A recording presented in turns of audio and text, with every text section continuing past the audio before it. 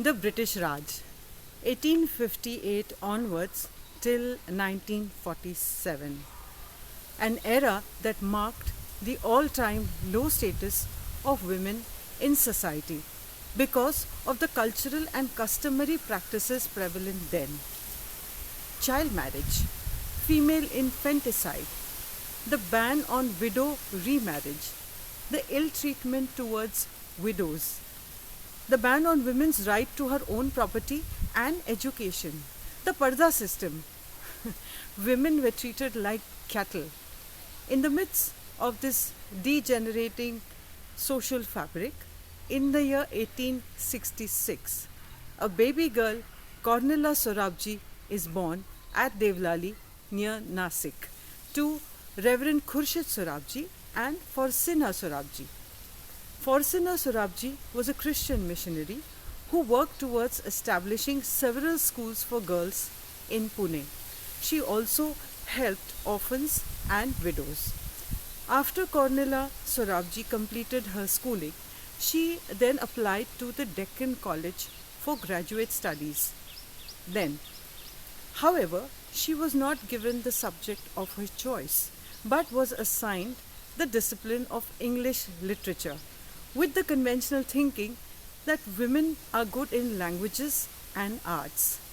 Cornella was the only girl amongst 500 boys in her class, and despite the social pressure, despite the bullying, and despite the teasing, Cornella stood first with distinction, setting a new milestone for herself, becoming the first graduate of India from Mumbai University in the year 1887. Now, Cornella became eligible for a government scholarship that was kept for meritorious students to study in the United Kingdoms. She applied for the scholarship but was denied the scholarship. Why? Because she was a woman. So she wrote to the British parliamentarians informing them about this injustice. Meanwhile, some prominent British personalities collected funds and resources so that Cornella could reach the United Kingdoms in the year 1889. When she reached the United Kingdoms, she applied to the Oxford University for the BCL program, which is the Bachelor of Civil Law degree. However, she was once again assigned the subject of English literature with the same conventional thinking that women are good in arts and languages. Meanwhile, she also worked at the prestigious solicitors firm Lincoln Inn to gain some experience. Then the next year, that is in the year 1890, she managed to secure a seat for the law program. In the year 1892, Cornella Sorabji successfully completed her law degree from the Oxford University, setting another milestone for herself, becoming the first woman to graduate from Oxford with a law degree and the first woman from India too. However, the Oxford University denied her this degree. Why?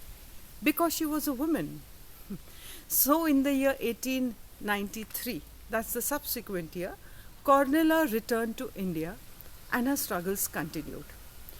The Chief Justice of the Bombay High Court then, Sir Charles Sargent, had clearly instructed the solicitors not to appoint any women.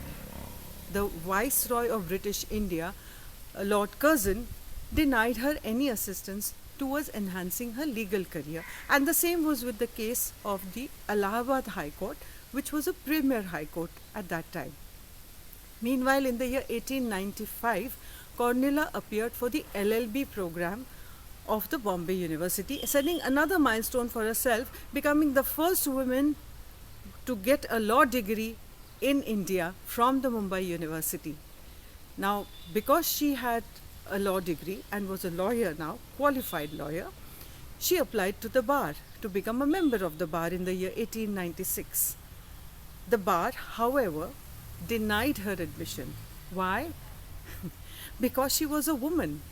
So, she then turned to the provincial heads, who were the Maharajas, and worked with them, who were less hostile towards her than the British establishments. However, they gave her very trivial cases like fighting for their elephants' rights who had entered a banana mangrove. So then, in the year 1899, Cornelia Sorabji carved out her own job description as a legal advisor to the Pardasins. The Pardasins were women who lived in seclusion because they were separated by the parda or a veil or by a wall. It meant that they were necessarily kept away from men in society apart from their family members. It also meant they had no training, they had no exposure, and they had no awareness about their personal rights. It meant that they were vulnerable. Now, many of these women in Parda were young teenage girls. They were married to zamindars or rich landlords, and the age difference between the zamindar and this teenage girl was quite a bit because of the custom of child marriage. Now, once this zamindar expired or died, she became entitled for his property or land. But there were a lot of fraudulent practices that were going on because this girl was unaware of her property rights. And hence, Cornelia started fighting for the inheritance rights of these young widows and other women. It is estimated that Cornelia fought for the inheritance rights, internal disputes, and adoption of almost 600 women and children, and that too free of cost. So, in the year 1904, the government appointed her as an lady assistant to the Court of Wards, which was a government body that protected the property rights of minor children. From thereafter, for almost 2 decades, Cornelia, from her Writers' Building office in Kolkata, travelled extensively to interiors of West Bengal, Bihar, and Orissa, documenting her experiences in 2 books, Love and Life Beyond the Parda and the Pardasins. It's worth mentioning over here that the courtrooms opened for women only in the year 1924 in India. That means women were not allowed to stand in front of a judge and argue her case. So, this also meant that Cornelia was drafting, pleading, and convincing, but not standing in front of a judge because the law did not permit her to do so. Ironical, very ironical.